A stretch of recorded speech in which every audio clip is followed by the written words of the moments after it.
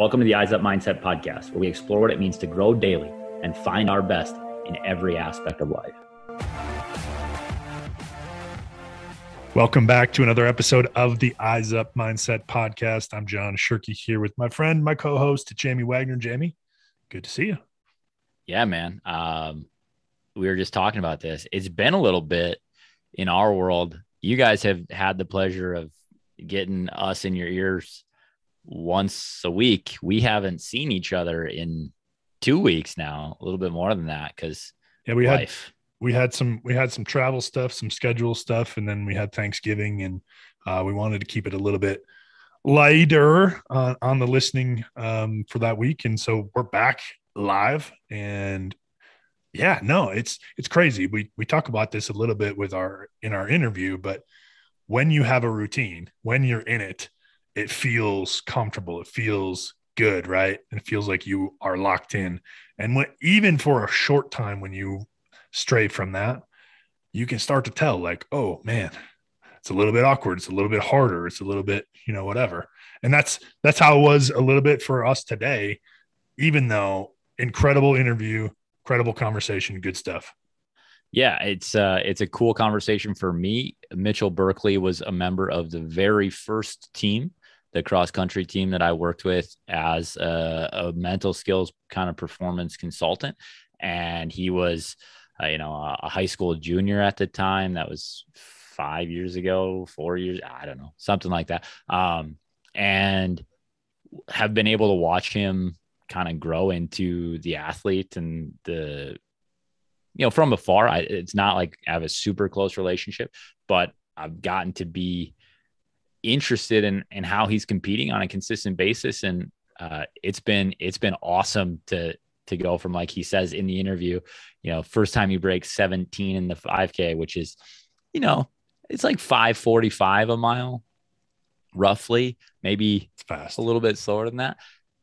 He ran a 10K, double that, in like 5:08 a mile here at the end of his sophomore cross country season. Just think about that progression over the course of 4 years.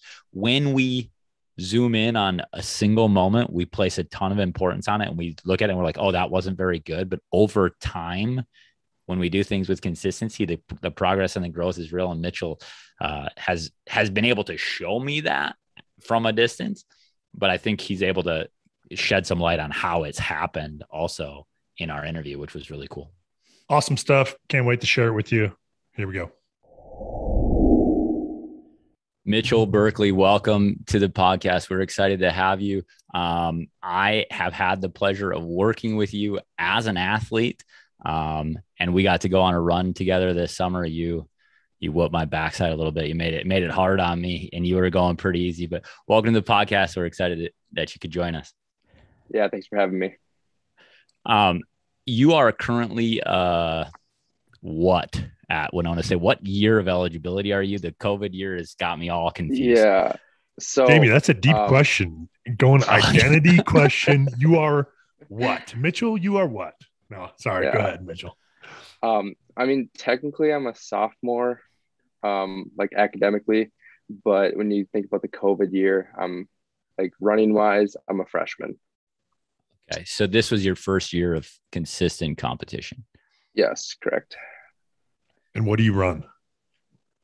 What do I run? So we just finished our cross season. So a lot of 8Ks, did one 10K. We actually started the season off with a 6K. So we've kind of bounced around, but mainly 8Ks for the cross season. And then going into track here, we don't really have a official track team for the men's side. But we can still compete, just not in conference and regionals. But my coach kind of wants me to do the indoor meets. He wants me to run the mile, the 3K, and the 5K. And then for the outdoor meet, he'd like to run me in 2 10Ks and also another 5K. So, yeah. So, John, that's like 3.5 miles. 3.2 is a 5K. 6K is 4 That's like 6.2. Oh yeah. Okay. Yeah. 6K, 4 point something. Yeah.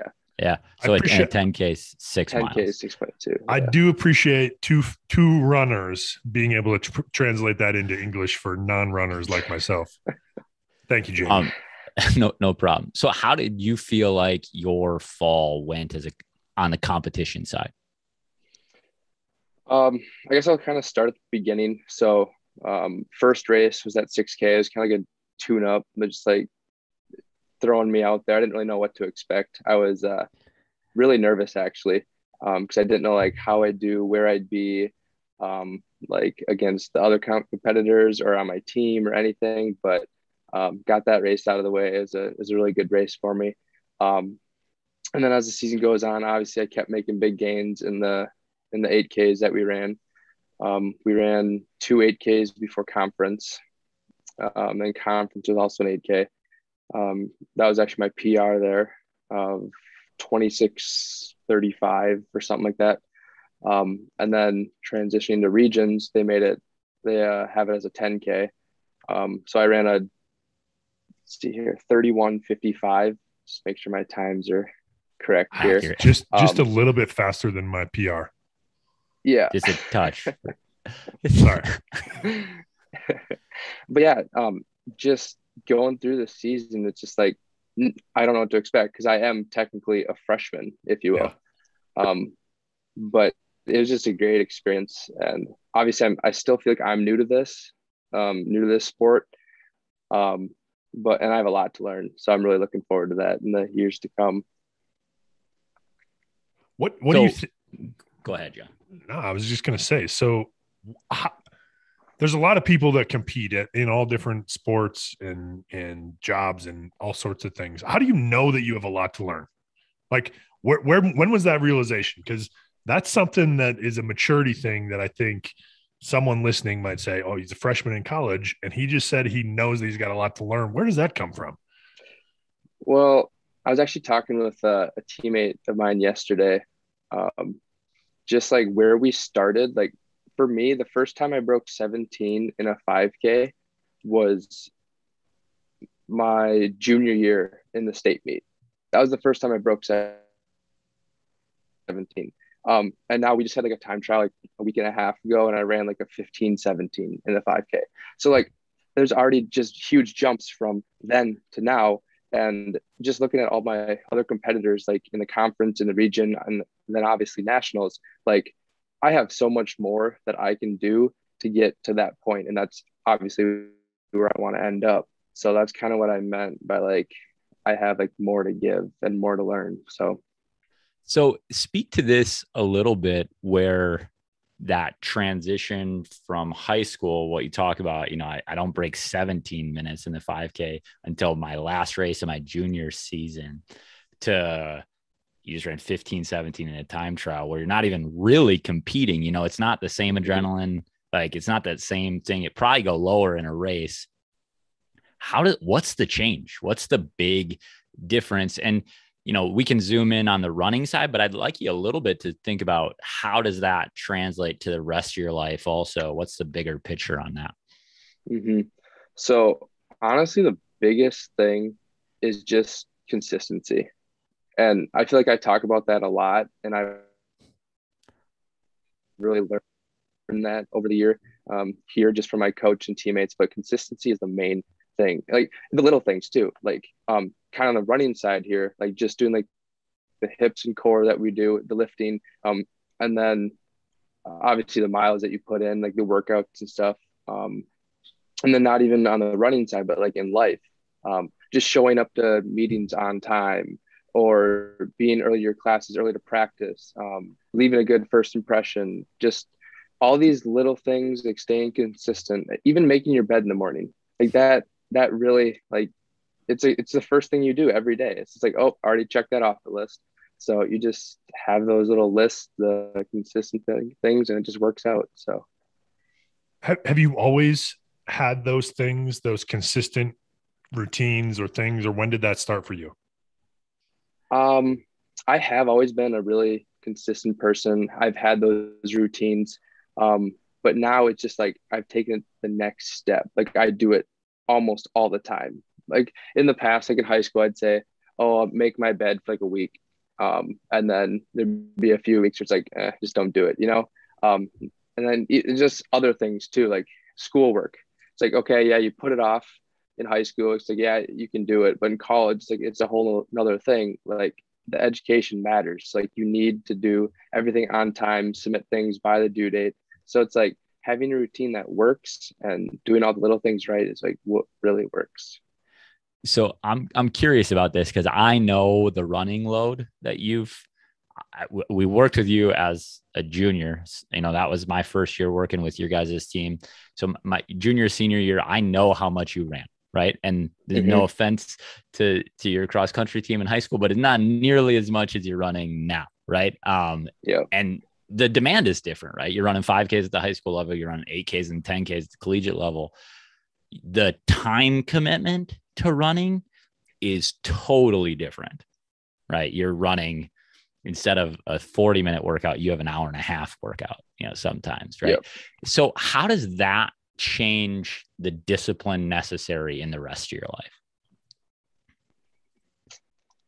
A good question.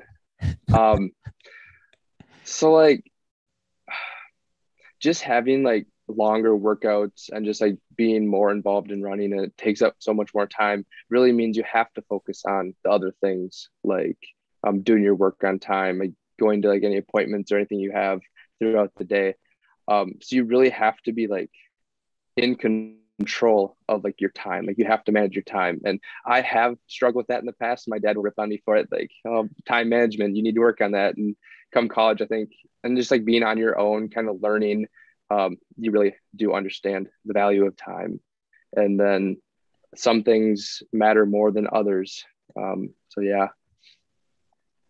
Yeah, we get into this habit as humans where it's like, I want to do everything. I want to be everywhere. I got a email from, I don't remember, I think it was Ryan Holiday newsletter or something. He's like, family, work, scene. You can only give good effort to two things. When he says family, right, your relationships in your life, whether that's good friends, family, your work, the time you put in. For you, it might be running in school, or the scene that you want to be a part of. Maybe you want to, you know, like some kids want to go out and party and have that kind of lifestyle. Maybe the scene that you're in is, I don't know, a book that you're really into or a TV show that you're really into, but you can only give so much of your time because things are going to fall apart. Things are going to stumble, and you want to go and compete at a high level. We all want to work and excel at a high level. You have to be able to differentiate between what are the things that I'm actually going to give my energy and my effort to. I struggle at this, right? I want to do a million things all the time. I'm really excited about something, and it takes up all this energy and time in my brain. And then one of those other two things kind of falls apart. And so I ask you, who is it in your sphere right now that is helping you with the running specific part, the work part of the family work scene thing? Because running right now is kind of a job for you. Who is giving you that next level kind of stuff?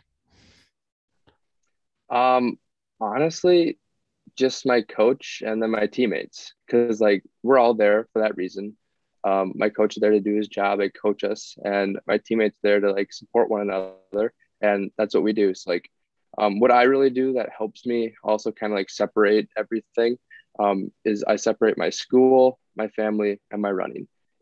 It's kind of hard to explain, maybe not, but like when I go to class, I show up, I'm in that moment, I'm in school. But then when it's time to practice, it's like, okay, switch the mind.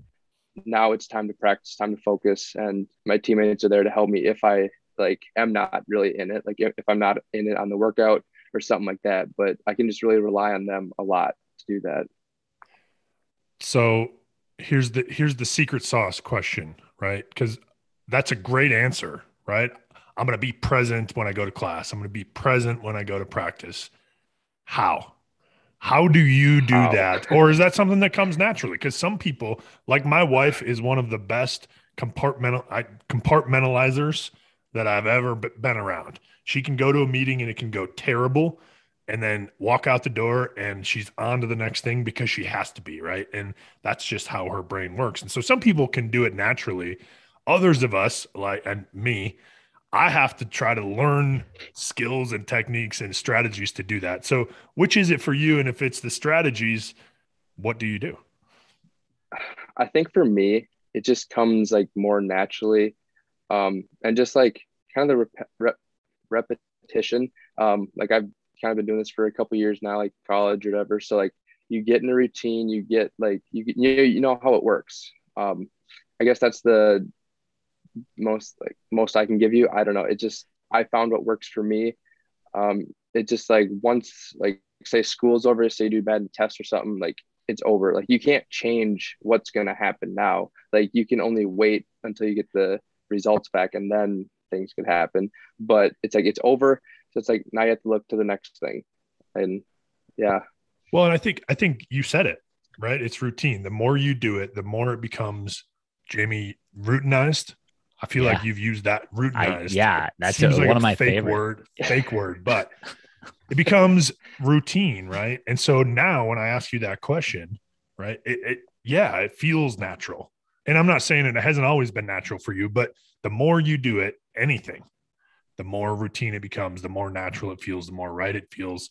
And so when you're doing it in a way that is helpful to you, where you say, I'm going to be present right now in this thing, and then I go to the next thing, right?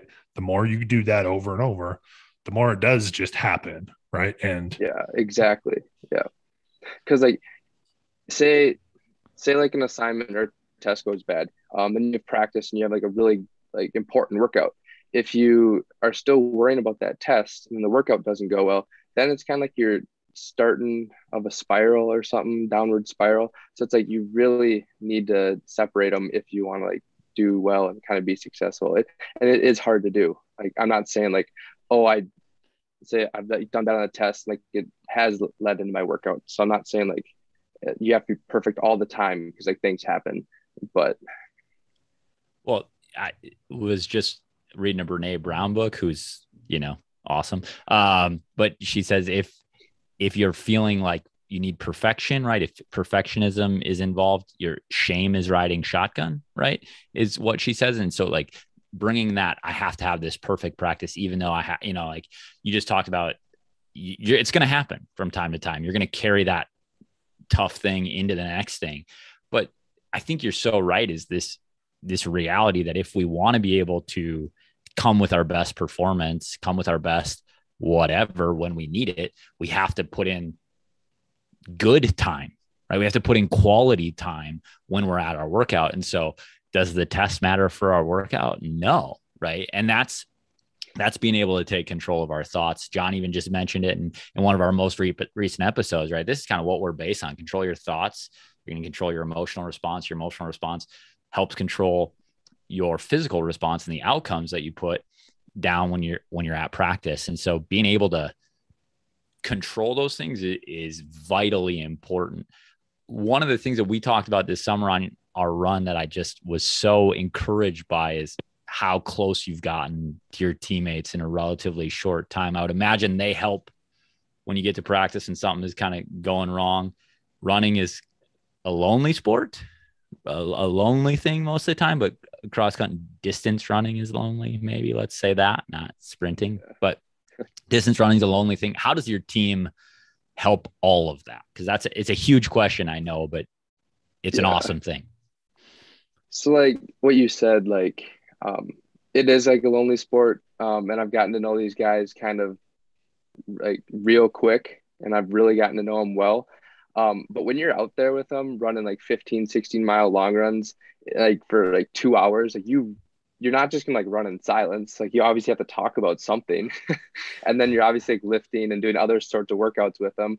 But you just really get to know them on a more personal level, and you do have those like deep and meaningful conversations, because that helps you connect more as a person. And I think that's the biggest thing, is like if you're on a team that can really relate to one another and like know what everyone's feeling. Like you don't need, me and my like training partners, we don't have to say anything when we're doing a workout, but we can like, we're on the same level, same page. So it's like, we're same action, same motion, same thought. It's crazy to think that it can happen like that when we've been running with each other for like a year, maybe. I don't know. It's awesome. So maybe you've thought about it, maybe not, but what's the next layer there? Because obviously the physical, we got to go run. We're going to be together for 2 hours and we're going to talk, right? But how do you get to that point so quickly? Because I think That's what most athletes and teams are lacking, is that connection. Jamie says it all the time. Loose connections create strong bonds, right? But how do you get there? What is it about this experience for you that is different than other experiences that you've had in the past? Just being vulnerable. I know a lot of people don't like to hear that, especially me. But if you want to make that next step and go deeper into it, you have to be vulnerable. Like, you have to share some of the uncomfortable things and the awkward things that you don't want to talk about. But that's how you really connect and know. Like, my teammates and I, we relate so much, like just with running, obviously. But then once you peel it back another layer, like, we have the same like problems or just other things that have happened in our lives that are like almost the exact same. But it's just that first step of being vulnerable and just like sometimes like we share too much, but I think it's really good because like we know one another and like we trust one another. Like, building that trust too also helps a lot. I wanted to just dive in on that a little bit. You talked this summer and something just stuck with me big time, is you said you can notice when somebody isn't feeling well emotionally because of their gait or their stride pattern. Like, you guys run together so much, you're around each other so much that you can kind of tell, hey, something is up because something is off physically here. I think that's so crazy and I don't really have a question in this. I just thought it was really important to mention how that deep connection, that deep trust, that thing that you're talking about, when we go and get vulnerable, I actually can tell that something is wrong when I shouldn't be able to tell that something is wrong. Mm-hmm. I can tell by the way that you're running. And then it's an avenue to ask a question because we're going to be out here for another 45 minutes or, you know. Yeah. Because like, especially on workouts, I know my freshman year coming in, I had two guys that I was really good workout partners with. So it was us three always doing workouts. And then this past year, I switched to a different workout partner. I had a new one or something. But then him and I like always did workouts together. And like, when you do harder workouts, like you have to be like mentally in it, like prepared. And like what you said, when you're not, you can tell like if the breathing's off, the stride length. And I could actually really tell like with my workout partners in the past and the one I just had now, like, I think the biggest thing is the breathing. It's like they get tired more quickly because they're either like thinking about something else or just their head's not in it, basically. But yeah, you can definitely tell when something's up. Well, and it goes back to what you were talking about before, where you're going to be present, and being present means paying attention on purpose, right? And so you start to notice those things. And so many of us go through life, and sometimes we are present and we notice those things, right? But it's the consistency, like you talked about, of being present where I'm at right now in this conversation, even though I've got another meeting in a little bit. Jamie's got to go take care of his daughter and his wife. You probably have homework, right? But it's being present in this moment and enough to notice that there's something going on. I think that's a really cool thing that you have developed, and it has carried from your experience and athletic ability to now noticing it in other people. I think it's just a really exceptional skill. So how does that develop in a meaningful way? Like, I just think about people listening going, okay, you guys run together all the time. Do you have that in other things? Like, do you have that in other places with other people? I mean, yeah, because like, yes. So I have like a math study group that I go to a lot, like just friends that are in my classes and stuff. And then obviously we can't just talk about math the whole time because that's boring and like kind of nerdy, but we talk about other things like just hanging out with them and then getting on more like an emotional level with them too. It's like, it doesn't have to like just be in running. It can be with like, honestly, anyone. Like, if you find a group that you think works and you like kind of put yourself out there a little bit, be vulnerable,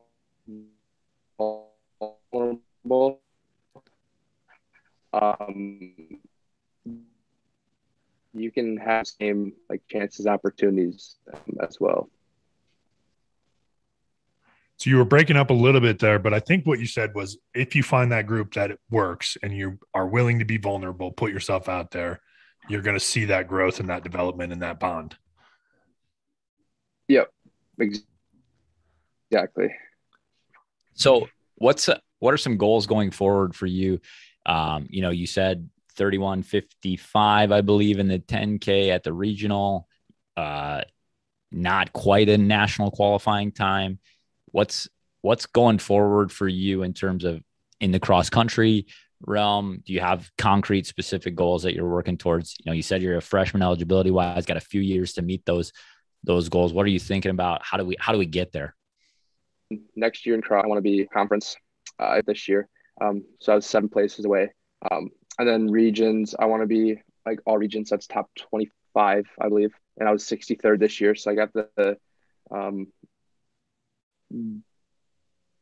shave off a big chunk of time. And then obviously like the 5K, I want to be like sub 15. And I think I am in sub 15 shape. But it's just getting that competition, racing against other people. I think I can definitely do that. But going forward, like how am I going to do this?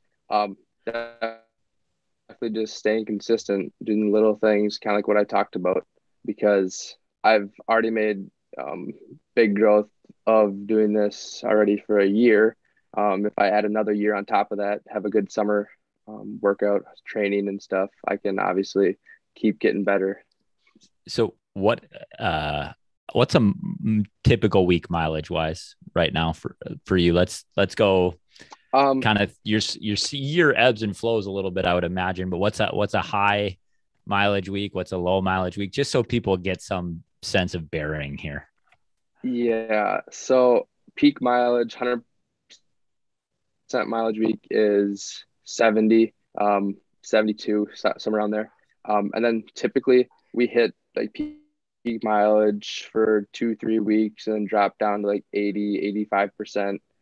Do that for a week and then go up to peak again for maybe 2 weeks. And then when like competitions and stuff starts coming up, then we just kind of keep it at that 80-85%. So it's like 60 miles ish for me. And then obviously we have like lifting twice a week. Doing 3 times a week actually right now, because I'm actually on my 2-week break of running, to kind of let my body rest and recover, even though I don't really want to. I definitely need it. And then obviously we keep doing like the abs and the core, hip stuff when we're not lifting in season. So, I mean, kind of like just what I said, it's a lot to like people listening, but you have to start somewhere. I started at like 30 miles in high school, maybe. And I slowly built up. You can't just make that jump overnight. Definitely. So you just have to Yeah, no, sorry. I didn't mean to interrupt you there, but so those are the physical things. I mean, you talked about reflection. How do you reflect? I mean, you have to let your body recover and then you take some breaks, a couple of weeks off, or you dial it back to 85%. How about the reflection side of it in terms of the mental side? Are you guys doing anything, you personally or you as a team, where you kind of are looking at the reflection from the mental side? So the mental side, I know like before meets, our coach gives us like a sheet to kind of fill out, like what's your race plan, like what's your strategy, just to get your mind like thinking about that. And then up until race time, like after we hand it in a few days before, it's like we don't think about it at all. Just so like we keep our mind off it, because the more you worry about something, I feel like the more you're like stressed about it, and then you get really nervous and then you just don't perform as well. So we think about it a little bit for race week and then turn it in. That's that. And then you wake up on race day and it's like, okay, now we can start thinking about and getting ready in for races. And then like just in general for the mindset, I don't really have a good like explanation of like what I do or anything. I'm just like present. I'm in the moment. If that just make sense because it just comes natural to me now. I don't know. It just like when practice starts, it's like, okay, mentality, flip the switch. It's time to go. Hey, don't apologize. That's awesome. That's awesome. Yeah. So if you're not focusing on meets, like what are you focusing on? Through the course of the week, okay, we're going to have a race plan. Where does the focus turn to if it's not about, okay, I'm going to go and run this race at this place with these people, with this competition? I think we all get really caught up in this is who's going to be there. This is what the course is going to look like. This is how far it is. What's your focus if it's not those things? Yeah. So if it's not a race week, honestly, just focus on the workouts because we know that these workouts are going to excel us and do even better in these meets. So we get a weekly workout plan, and we kind of take a look at the workouts ahead. Like Monday, say we'll have like a tempo or something. Tuesday, we might have like some intervals.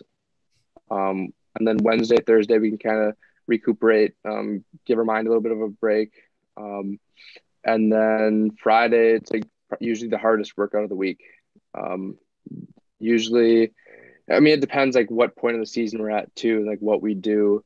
But I know like leading up to a lot of these races, like conference region, we do a lot of like Ks, like 5 or 6 by K at like 5K pace with some like 400s and 200s and stuff at my pace or something. But you just really have to look forward to those workouts because that's how you're going to get better. I love it. Look forward to the workout when most people dread the workout, right? That's the difference. To me, as I work with athletes, like low-level athletes, high school athletes, they know that they have to do the workout, but they might dread the workout. You're like, no, like focus on the workout, make the workout great, have a great workout. Now I know that that's going to be the thing that transitions into having a great time come meet day. And what great advice that is. I don't know what the workout is for a lot of people out there, right? What's the workout for your day to day, and it might not be that Monday and Tuesday are a little different. Wednesday and Thursday, we get a little rest. Friday goes real hard. Like it might be the workouts every day and the hard parts every day.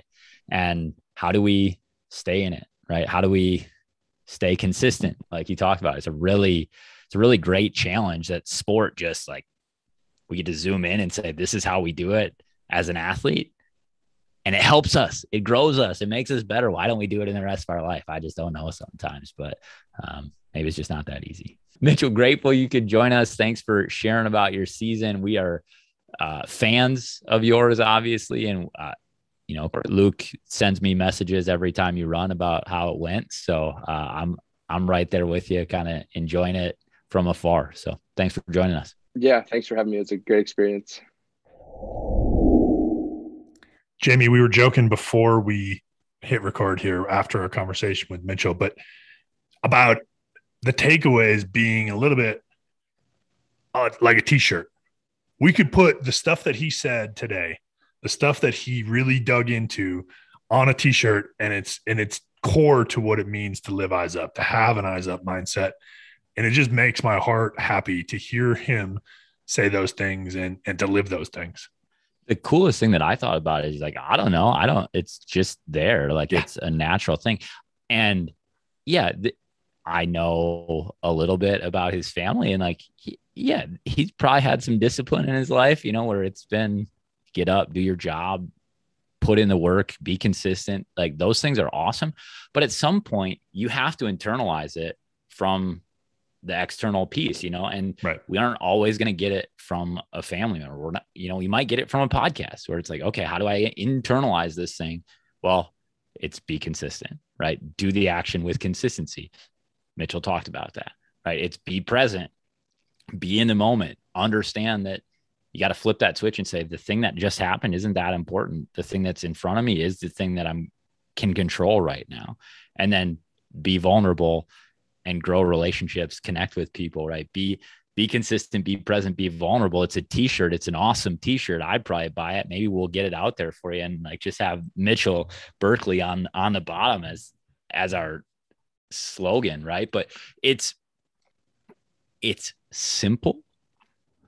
It's just not easy, right? To do all those things. It is simple to go and be vulnerable, right? It might not be easy in the moment, though. It's simple to say, this is what happened. This is what I'm struggling with. We have the words. We just don't have the courage sometimes. Well, what a cool thing to be a part of a group that allows you to do that. And the thing that I loved in that was like, no, you have to take the first step sometimes. Yeah. I don't want people to listen and be discouraged, because he talks about it coming naturally and it's part of his routine, right? If you're out there listening and you're like, yeah, cool. When I screw something up at work, I go home, and as soon as my kid or my spouse or my car breaks down, I lose it because I'm letting that thing carry over. That's what we all do that. Yeah. And so what can you do? And he talked, even though he said, I don't really know what I do, you could hear him going through like his thoughts, right? The self-talk was there. It's like, no, I got to be present. I got to get the most out of my preparation, because this isn't going to help me. There's nothing I can do. Those are all things that subconsciously right now are going through his head that helps him flip that switch. You might have to do it consciously. Sometimes I have to. Sometimes the drive home from work or the walk home or whatever, you find the time that you can make that transition and think about those thoughts and those words that you're saying to yourself. But every skill for forever was initially a conscious learning skill. Like, we have to do it consciously, and eventually we can do it unconsciously, right? And then it becomes automatic for a long period of time. They say it's like riding a bicycle. Like, that's a phrase. It's a cliche for a reason. At first, it was a very conscious, difficult, challenging process. It becomes rote, memorized in our body through repetition. And then all of a sudden, it doesn't take very long. The second you step back on, it's maybe a little bit weird. It's a little bit strange, but bam, you're in rhythm and you can do it again. The skill development part of it is messy. We have to be willing to be okay with that. And we can't articulate what that feels like when it's gone, because it's no longer there. And I think that's probably where Mitchell's at, is like, I don't have to deal with that anymore, because I've done the work to get to this place where I now flip the switch and it's time to go. And then the last thing kind of that he talked about was focus and make the preparation great. Yeah. Look forward to the preparation. Something that we all know, right? Again, another cliche, it could be on the t-shirt of, fall in love with the process. Yeah. And it's like, the reason that's cringy is because it's true, right? I bristle when I hear that, because I know that I struggle with that, right? And I know that it's true. And so we can write it off as cliche or not, but we need to continue to be reminded that it is in the process. It's in the preparation. And if we can fall in love with that process, the outcomes, whatever that is going to take care of itself. I just absolutely love it. Right. I love it. Like, I know the answer to the question when you say, hey, you're not focused on the course. You're not focused on who's there. You're not focused on, and those things will creep in. We're humans. Like, it's natural. We're going to have some of those thoughts creep in. As a wrestler, we know everyone. That's the wrestling communities. You literally know everybody all the time. It's a little bit of a brotherhood, and you just know them. You're like, oh, they're going to be there. I got to wrestle them today. No, who cares? What do I do well? What am I consistently good at? Bring that stuff to the table. I'm probably going to be okay. It's hard. Maybe not. I don't know. But it's worth it. It's worth it to bring it to the process on a day-to-day basis.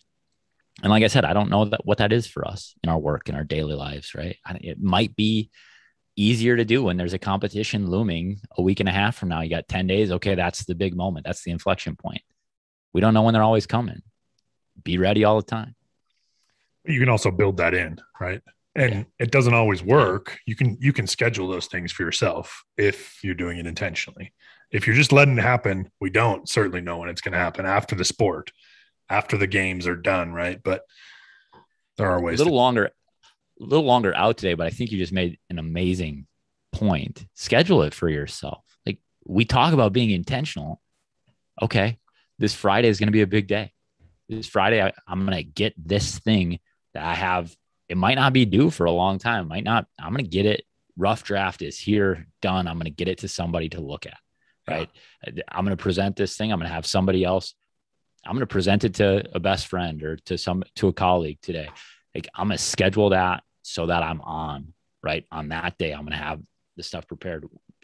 That's being intentional. That's living a life with purpose. And it's a good reminder for me also. We appreciate you listening and joining us on this episode and all of the other ones that you listen to. It would be an incredible help for us if wherever you're listening, you would hit the subscribe button or the follow, or click on review and write something that you got from this, what you think about the show, what you think about Jamie and I and our ridiculous hair or hats or backgrounds, whatever. Only if you're watching on YouTube, then otherwise, it'd be kind of weird because you won't know what to write. But we would love to have you review, right? And we appreciate you joining us. Jamie, as always, I appreciate you. And as always, live eyes up.